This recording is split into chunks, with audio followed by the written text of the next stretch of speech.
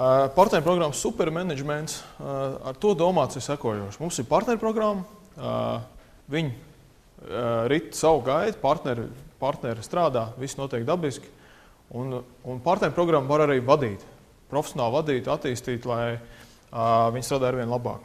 Un ko es ar to domāju? Standarts, tas standarts, ko es saku, jā, tas ir reklāmas materiāli un saits, ko stāstīja Kristaps. Jā. Šeit, teiksim, tas ir viss izdarīts, un tagad notiek kaut kas. Bet ko vēl var izdarīt? Jā? Viens no svarīgākajiem, kas ir partneriem, ir ļoti svarīgi, tas ir saturs. Jā? Jo tad, kad izveido saturu, vienalga kādu veidu saturu, tas partneriem ļoti palīdz strādāt tieši savās mājaslapās. Ko es ar to domāju saturu? Viens saturs ir tas, kas ir reports, Easy partnerprogrammas ziņojums, ko arī, teiksim, pieminēja Kristaps, tas ir tāds kopējais, teiksim. Mēs tādām spēcīgām partnerprogrammām izstrādājam tādu ziņojumu, pamācību, ko tagad darīt. Ir Easy partnerprogramma, ko tagad darīt, jā, ar viņu. Kā mēs to uzskatām, ko mēs iesakām, jā. Un attiecīgi partners, izlasot šo ziņojumu, viņam jau ir aptuvenā sapratne par to industriju, jā. Ko tur varētu izdarīt. Jo, teiksim, Easy gadījumā tas ir ļoti vienkārši, jo tā industrija jau nav jauna Latvijā, jā, kur partneru programma. Bet citās partneru programmās, es arī pieminēšu vēlāk, mēs veicam paši savus projektus. Un tur ir divi iemesli. Tā peļņa īstenībā tas ir pats pēdējais, jā, kas it kā no saviem partneru projektiem. Tāpat arī mūsu kompānijas darbinieki. Arī mēs esam ļoti atvērti, ka viņi dara savus darbus, savus projektus veido. Bet svarīgākais, ko es gribēju teikt, kad mēs tad redzam, kas tā industrijā notiek. Mēs pārbaudām pašu savu ādu, iztestējam, saprotam, varbūt kaut kas ir jāuzlabo, jāmaina, vai kaut kas jādara savādāk. Un tad mēs esam spējīgi izveidot šādu ziņojumu un nodot partneriem. Bet tāds cita veida saturs ir tas, kas apakšā rakstīts, ja? Produktu apraksti, jūsu produktu kaut kādas pamācības lietošanas. E-pasta saturi, ko partneri varētu sūtīt tiem, kam jau ir gatavās lists, ko viņi varētu sūtīt saviem partneriem. Tāpat internetu veikaliem XML datu plūsums, ja? Produkti jau tiek padot viss, ka partneris var izveidot jau pat alternatīvu e-veikalu pie seviem kaut kur, jā.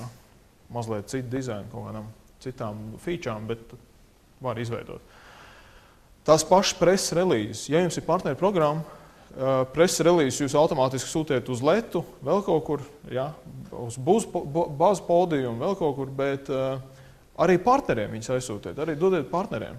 Metiet iekšā sistēmā, lai viņi lejupielādē, lai viņi lasa, jo viņi tad zinās, kas notiek uzņēmumā, tas ir viens.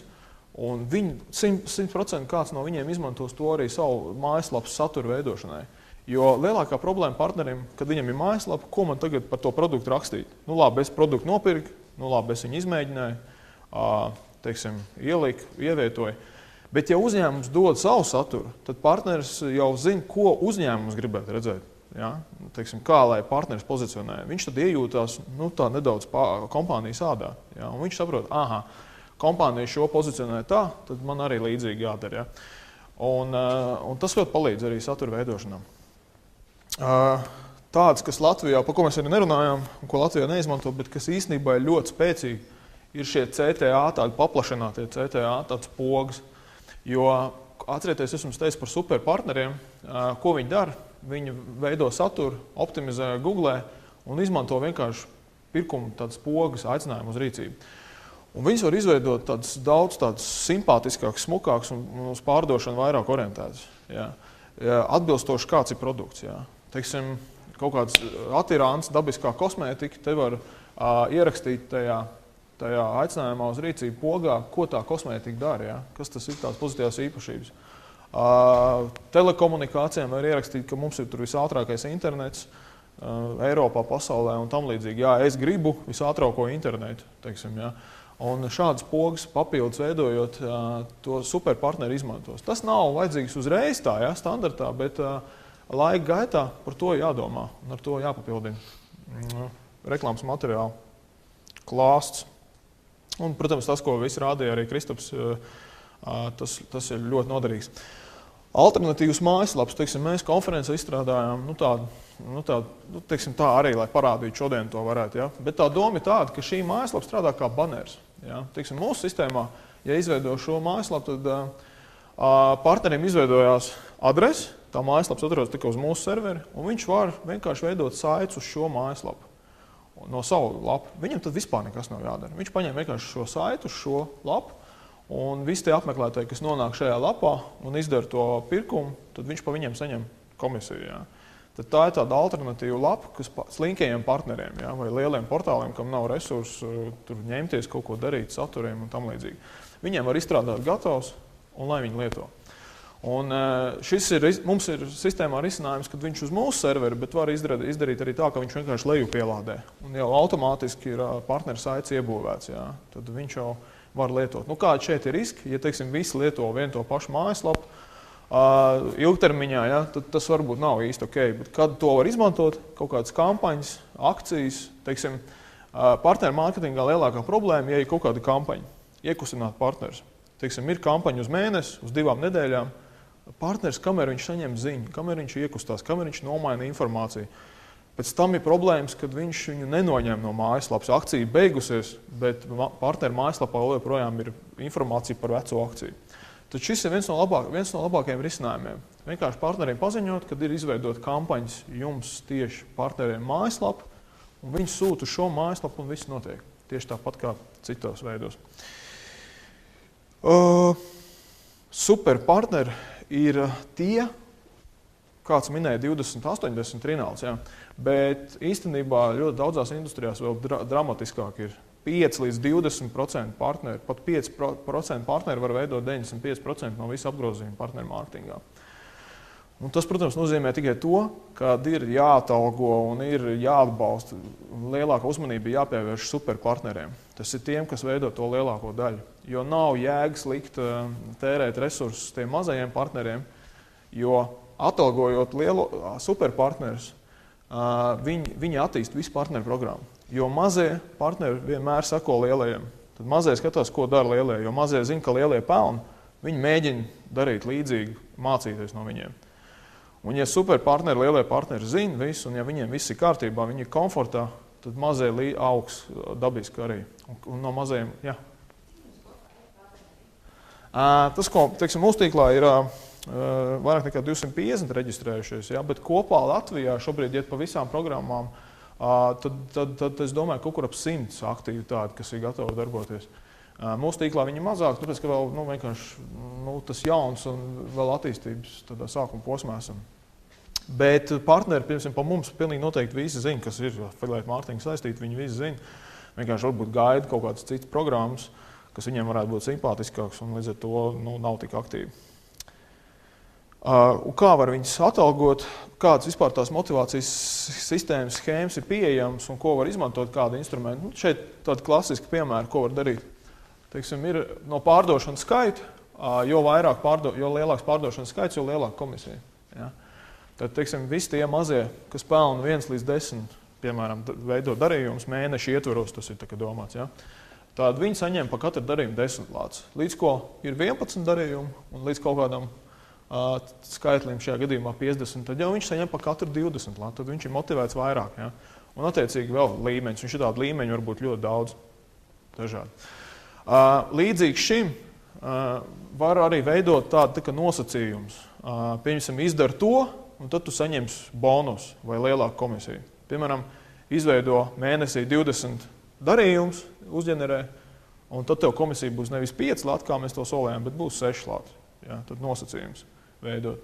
Tos nosacījumus var arī veidot tā, ka šis ir domāts tā kā aprēķinās mēneši, teiksim tā, ir paņemama mēnesi, cik tie darījumi, un tad attiecīgi tā komisija aprēķinās. Nosacījuma gadījumā uzreiz pārslēdzās tā komisija. Jā.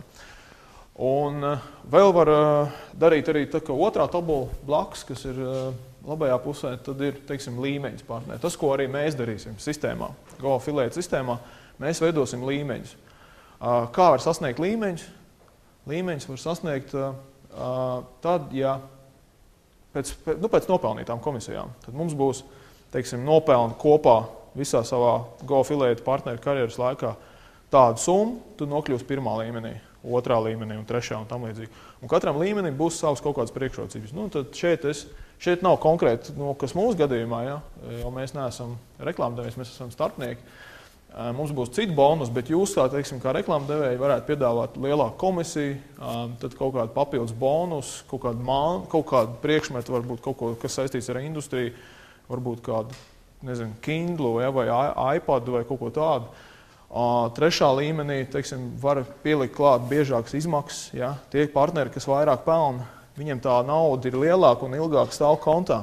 Un viņiem būtu baigi forši saņemt biežāk izmaksas. Nevis vienreiz mēnesī, bet, piemēram, 2 reizes mēnesī vai vispār katru nedēļu. Tas ļoti labs solis pretī. Un arī kaut kādi citi bonus. Ja. Mūsu gadījumā, mūsu tīklā būs šie super partneri līmeņi. Un, tā kā mums ir lielākie izdevumi ir iedzīvotāju ienākumu nodoklis, tad mēs esam izdomājuši, ka tie partneri, kas nopelnīs, sasniegs pirmo līmeni un varēs nākt pie mums kā juridiskās personas statusā, tad viņiem būs lielākas komisijas. Ja, jo mums tad nav jāmaksā pa viņiem nodoklis. Otrs ir tas, kad mums sasniegs kaut kādu līmeni, tad būs ieeja bez maksas uz šādu konferenci, ja, piemēram. Kaut kāda cita reklāmas materiāla. Tad atkal superpartneriem būs iespēja nākt uz prezentācijām, jaunu programmu prezentācijām. Ja. Tādas dažādas instrumentus var izmantot. Nu jā, pa komisijas izmaksām arī, tad, ko var darīt, tas ir biežāk. Tas ir tiešām svarīgi, kāpēc es to vēlreiz uzsveru, jo tie, kā globāli darbojās partneru programmas, tad viņi uzreiz cenšas pozicionēt, cik bieži viņi izmaksā partneriem komisijas. Un parasti tas vidēji vienreiz mēnesī. Bet ticiet man, tie partneri, viņi ir tie, kas ir superpartneri, viņi arī ļoti daudz tērē.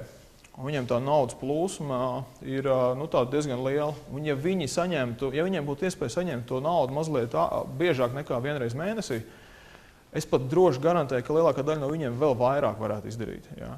Jo viņi varētu varbūt arī vairāk tērēt. Ir sevišķi tiem partneriem, ka viņiem pieaugums jūtams, ja? Kad viņi aug, ja? Tad viņiem tas tāds straujākā izaugsmē labs tāds stimuls. Ja? Visiem nevajag, bet tiem superpartneriem tas ir ļoti labi.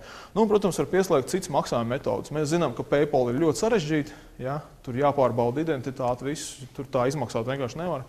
Superpartneri, viņi zinām, var, viņš pāriet kaut kādā līmenī, var viņu saskaņot tur dokumentus, visu, vai tā ir tā reālā persona. Un, ja grāmatvedis viss sanāk izmaksāt, uz PayPal, ja? Viņam tas varbūt ērtāk ir nekā uz bankas konta. Protams, var veidot arī apakšsistēmas. Šeit, ko es gribu uzreiz teikt, apakšpartneru sistēma, ja tā ir vairāk nekā viens līmenis, tad tas vairs nav īsti forši un kontrolējami, man liekas. Jo affiliate marketingā tas, kas ir praksē un ko arī es iesaku, apakšpartneru sistēmu var veidot, bet tikai vienu līmeņu, ja, ne vairāk. Ko tas nozīmē? Ka partneris piesaista jaunus partnerus un saņem vai nu fiksētu summu par partneru jaunu piesaisti, vai arī kaut kādu procentu no apakšpartneru nopelnītā, jā, kaut kādu nelielu procentu. To jūs iekļaujat savos izdevumos. Tas ir kā vienkāršāk un kā ērtāk un kā labāk jums pašiem liekas. Bet tas, ja ir vairāk par jau to vienu līmeni, tas jau sanāk multilevel jau, ja? Tas jau vairs nav affiliate. Tur no tā nav nekādas vērtības, jo nav gluži tā, ka tas partneris māc jau tos apakšējos partnerus. Viņš to vienu līmeni var piesaistīt diezgan labi. Viņš savā blogā viņam ir, viņš ir pateikt, ka šī partneru programma baigi labā, reģistrējieties.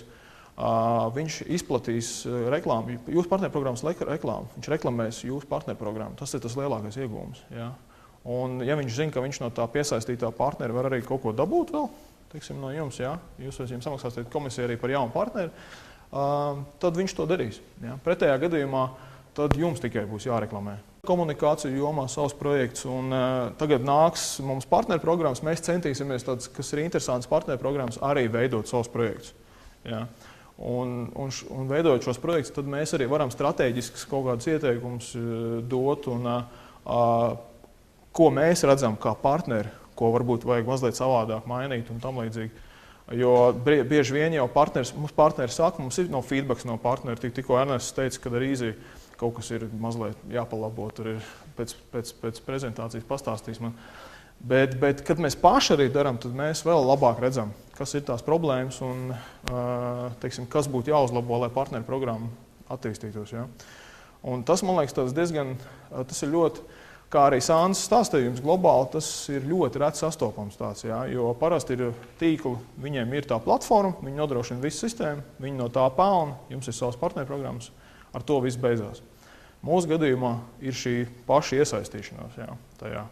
Tāda, teiksim, jo mēs esam ieinteresēti, lai partneri pelna. Mēs neesam ieinteresēti piesaistīt ļoti labus, dabūt jūs pa saviem klientiem, jo mēs jau nenopelnīsim vienkārši tāpat. Mēs nopelnīsim tikai tad, ja partneri būs aktīvi un strādās. Ja? Tikai tad. Vienalga, kāds brands ir sistēmā mūsu. Ja viņš neiet, mēs neko nepelnām. Mūsu komisija, ir no partneru izmaksājumās summas. Jā, un tad ļoti svarīgi ir partneris apmācīt. Reklāmas kanālu izmantošanu. Mums būs, teiksim, SEO apmācības, AdWords apmācības, un ja ir iekšējā resursu uzņēmumā, tad tas arī ir tas, ko es iesaku noteikti jādara. Jā, ir jāapmāc jūs paši uzņēmumu, teiksim, vēsturē, praksē, jūs esat sapratuši, kas jums strādā labāk, kas sliktāk, ja? Kāda atslēgvārda Google konvertēs, kuri nekonvertēs. Ja to jūs dosiet partneriem, protams, tur ir risks, ka konkurence arī uzzina, ja? Bet ja dosiet partneriem pēc iespējas vairāk informācijas, viņi pēc iespējas labāk strādās. Teiksim, tāpat mēs, piemēram, plānojam arī, ko var pārņemt gatavu mājaslapu dzinēju. Teiksim, ir WordPress blogs, tur mājaslapas sistēma. Mēs viņu sagatavojam, jau partneris var leju pielādēt un tad jau veidot savu dizainu, savu saturu, bet tas pamats, tas dzinējs jau viņam ir. Ja?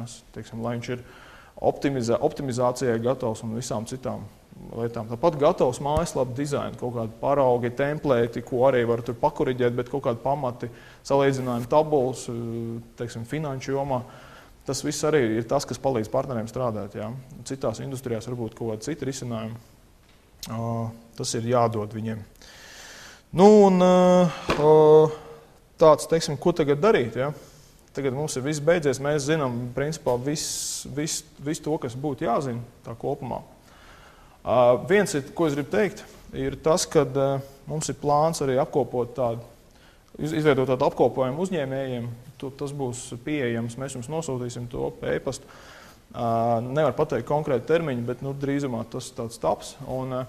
Bet vispār, ja mēs runājam pa punktiem, mēs ātri salikām, teiksim, pirmais ir komunikācija. Ja jūs izdomājat, teiksim, sadarboties ar mums, tad tā ir komunikācija, tikšanās, mēs iepazīstamies, kāds ir produkts, kāda ir līdzinājā praksa, kādi ir mērķi, uzdevumi, ko jūs gribat izdarīt. Un tās komunikācijas laikā tad mēs arī novērtējam mājaslapu, uzzinām konversiju līdzinējo. Vienmēr mēs iesakām, izstrādājam rekomendācijas, kas mums liekas, ko vēl varētu savādāk uzlabot, lai to konversiju pacelt. Citu lietu, vai jūs ņemat vērā vai nē. Tajā pašā laikā mēs arī paralēli izrunājam komisijas variantus, izveidojam komisijas struktūru, nosakam komisijas lielumu, cik var maksāt partneriem. Tad ir līguma attiecības, ja, vienojamies par līguma attiecībām. Tālākais ir kampaņas sagatavošana mūsu pusē. Mēs viņu tehniski izveidojam kontu, jums saliekam visus uzstādījumus kampaņas. Un pa to laiku jūs savā pusē izgatavojat reklāmas materiālus. Vai arī, teiksim, ja jums nav, kas izgatavo reklāmas materiālus, tad mēs varam vienoties, ka mūsu sadarbības partneri to izdara. Tālāk ir izsekošanas tehnoloģijas, tas kods, kas ir jāievieto mājaslapā, nosūtīšana jūsu IT nodaļai, un viņi to integrē mājaslapā. Kad šis ir izdarīts, tad mēs veicam testēšanu. Testēšana notiek dažreiz ļoti sāpīgi. Ja kaut kas nestrādā, ja kaut kāda risinājuma mājaslapas sarežģīta, tad tur kaut kas netrakojas, kaut kas nenotiek. Bet bieži ļoti ātri tas notiek. Ja? Un, kad testēšanas rezultāts ir pozitīvs, tad mēs startējam kampaņu. Un tad jau, kad ir kampaņa palaista, tad jau ir papildus iespējas. Tur papildus reklāmas materiāli, ko stāstīju jums, šie ziņojumi, saturs, partneru motivācijas līmeņi, viss šis te, ko es arī stāstīju, un strateģiskas izmaiņas, un iespējams ir komisijas struktūras izmaiņas. Pie šī es gribu pateikt to, ka vēlams nekad nelikt sākumā pašā partneru programmas startā pašu maksimālo komisiju, ko jūs varat maksāt partneriem. Jums vienmēr ir jāatstāj rezervi, ja nu kas, tad vēl pacelt papildus motivācijai. Vēlamais, jā. Jo ar komisijām ir tā, ka viņas palēlināt vienmēr var, un tas ir ļoti labi, partneriem tas patīk. Bet, ja samazina, tad ir risks zaudēt reputāciju. Un to tad partneriem būs atgūt ļoti grūti. Viņi visdrīzāk sāks jau strādāt ar citiem projektiem. Jā, un tad arī reklāmas kampaņas uz noteiktu periodu. Teiksim, mēs varam vienoties par partneru programmu beztermiņu 2-3 gadu garumā, bet tajā pašā laikā, ik pa laikam var realizēt atsevišķu kampaņas papildus uz kaut kādiem atsevišķiem piedāvājumiem vai produktiem. Piemēram, es pats teiksim, domāju tā, kad par golf filiātu runājot, teiksim, kad mūsu tā lielā bagātība ir tie partneri. Jā. Teiksim, tagad iedomājies, ja kaut ko nepareizi izdara partneris, teiksim, tad jāstāsta, vai viņš to apzināti izdarījis vai neapzināti. Jā. Tad no tā daudz atkarīgs. Jo, ja apzināti izdarījis, tad mēs ļoti labi saprotam, jā, kas tad notiek. Bet, ja tas ir neapzināti, tad es pilnīgi droši saku, ka mēs mēģināsim dalīt to atbildību, vismaz dalīt, vai arī varbūt, ja ne pilnībā uzņemt. Tas, protams, atkarīgs no situācijas. Jā. Bet, ja tur kaut kāds tāds neliels pārkāpums, kur ir tikai tur, kaut kāda apmaiņa, vārdu, viedokļi, vai arī tur kaut kāds sots tur neliels, es domāju, ka mums vieglāk ir samaksāt nekā pazaudēt tur partneru reputāciju daļai, kurš varbūt pelna mums teiksim, liels komisijas. Es domāju, ka katrs gadījums ir jāizskata individuāli. Bet tajā pašā laikā mēs vienkārši pievēršam tam uzmanību un strādājam ar to partneri, jo līgumā jau, pēc līguma sanāk jau, kad mēs viņu varam uzreiz jau. Es domāju, tur ir jāstāsta individuāli baigi. Jo parasti jau sanāk tā, kad es pats atceros Lat Telekom, kad bija partneru programmas, un, teiksim, bija problēma, atceros ar cenu. Jā. Teiksim, kad nevar norādīt kaut kādu konkrētu cenu vai kaut kāda tā formulējums bija, jā, kaut kas tāds reklāmā. Un, teiksim, es toreiz kā partners, jā, un es jau to teiksim tā, es strādāju, izmantoju to reklāmas tekstu, kas man liekas pareizs, un man jau liekas viss ok, es jau nepārkāpu apzināti, jā, to. Un toreiz jau no Lat Telekom puses, teiksim, nebija nekāda pretenzija manā virzienā, jā, paši atrisinājāt. Un tas, es uzskatu, arī baigi labi, jo teiksim, sīk viens vārds nevietā reklāmā, teiksim, tādas kļūdas partneris pilnīgi noteikti pieļaus. Tas ir skaidrs, tā vienkārši neizbēg. Jo to jau, man liekas, brīžiem pats uzņēmums nesaprot, vai ne? Kā pareizi ir uzrakstīt tekstu. Protams, jurists zina to, bet partneru programmas menedžers arī, es domāju, nevienmēr precīzi zina, kā jāraksta tekstu, jo tad jau būtu tiem partneriem jādod precīzi reklāmas tekstu, ko viņi var tikai izmantot un viss. Tas arī ir izēja. Jā. Par Ameriku domājot, es domāju, ka Eiropa jau arī līdz tam nonāks agrāk vai vēl. Kad šobrīd ASV partneru programmās pilnīgi obligāti ir jāraksta tas atsauce, ka tā ir partneru saite, bet tajā pašā laikā viņi nemaz nesako līdzi, vai to partneris izdarīs vai nav. Nenozīmē, viņi nedod laika periodu, teiksim, ka tev tas tagad jāizdara, ja tu to neesi izdarījis, mēs tam metam ārā no partneru programmas. Tas nemaz nenotiek. Viņi nosūta, viņi savu darbu izdara, gan tīkli, gan partneru programmas atsevišķi. Un šobrīd tas izstāsta tā, ka tas tā kā uz partneru sirdsapziņu paliek. Ja? To darīt kaut gan pēc tiem visiem noteikumiem Amerikā, kas ir, tad cieši uzņēmums, nevis partneris. Un it kā uzņēmumam būtu par to baigi jādomā, bet tas ir šobrīd tādā stadijā, kad nav vēl bijuši reāls prakses. Amerikas gadījumā tas ir 10 000, man liekas, par gadījumu ir sots. Mēs uzskatām tā, ka reāli partneru mārketings, protams, no tā cietīs, bet viņš kļūs kvalitatīvāks, es domāju. Un partners strādās kvalitatīvāk, radīs kvalitatīvāku saturu, tik kvalitatīvu, ka pat tā atsauce, ka šī ir partneru saite, netraucēs. Jo tas vienkārši, kas mainās, apmeklētājs vienkārši zina, ka tā ir reklāma. Jā. Tāpat ieejot jebkurā lielā portālā, apmeklētājs zina, ka tā ir apmaksāta reklāma, ko nekur nav rakstīts. Tad šeit viņam būs rakstīts, un viņš viņam pateiks, ka tā ir apmaksāta reklāma. Varbūt tas ir tikai ok, jā, jo kvalitatīvie partneri, es uzskatu, no tā necietīs. Viņi joprojām turpinās, jo ja pozīcijas ir iekarotas un apmeklētājs neko citu neatradīs kā Google pirmajos rezultātos partneru lapas, tad viņš izvēlēsies kvalitatīvāko to, kas viņu pārliecina, un rezultātu viņš izveidos tāpat, manuprāt, man tā liekas.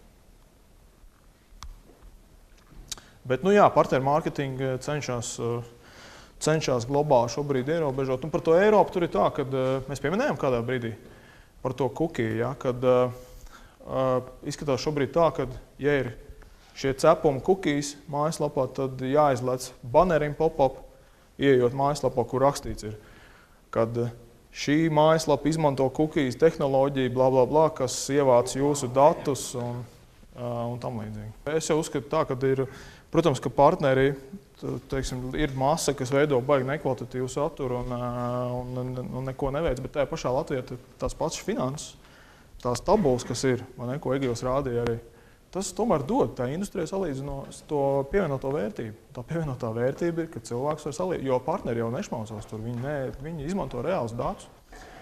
Un vienkārši tā ir sanācis, ka tiem top partneru programmas ir visiem top uzņēmumiem. Jā. Līdz ar to partneriem ir gluži vienalga, teiksim, kurš atrodas pirmā vietā. Protams, viņš pastāsta, tur ir lielāka komisija, un tad viņš tabulā atrod kritēriju, kur tieši tas uzņēmums ir līderis un papildus izceļ to. Un atrod iespēju likt pirmā vietā. Bet viņš dod iespēju apmeklētājiem salīdzināt. Ja? Ja viņi grib, un šie partneri, kas darbojas ātro kredītu jomā, viņi jau nespamo, teiksim, tie top partneri, kas arī pelna, viņi nespamo, nebāžās, neiet aiz stūra, neparādās ar plakātu rokās un tam līdzīgi. Viņi tikai nonāk to cilvēku ceļā, kas paši meklē. Viņi paši internetā googlē ienāk un meklē ātri kredīti, ātrs aizdevums. Viņi paši meklē. Un, ja viņi meklē, tad partners arī viņam piedāvā šo risinājumu. Jo šobrīd Latvijā partneru mārketings ir pārsvarā Google. Ja? Pārsvarā tas ir Google. Un Google saistošie atslēgvārdi industrijai. Ātro kredītu partners nereklamēsies uz atslēgvārdu Paris Hilton vai kaut kas tāds, vai es nezinu, gumijas zābak vai vēl kaut kas. Viņš reklamēsies uz industrijas saistošiem atslēgvārdiem. Līdz ar to principā viņš netraucē tiem visiem citiem, jo sociālos tīklos šobrīd partneri nav aktīvi. Viņi zina, ka tur nevar dabūt rezultātu, un viņi tur nelēm. Protams, ir gudrīši, kas arī mēģina sociālos tīklos spamot un tam līdzīgi, bet šobrīd vairāk sociālajie tīkli tiek izmantot partneriem tikai tāpēc, lai uzlabotu SEO rezultātus. Ja. Viņi uztais tur kontiņš, tur ir, neviens viņam varbūt tur baigi īpaši neseko, tur viss notiek. Jo vienkārši SEO tās vadlīnijas prasa arī izmantot sociālos tīklus. Bet to informāciju tā baigi arī neredz, jā, daudz. Jā. Bet ja tu meklē, tad, protams, ka tu uz viņu uzduries. Un tas ir tas mūsu mērķis arī. Jo ir mums kāds partneris bijis, kas pilnīgi dara tā, ka reklamē kaut kādu produktu uz pilnīgi nesaistīgiem atslēgvārdiem. Nav bijis neviens vēl tās.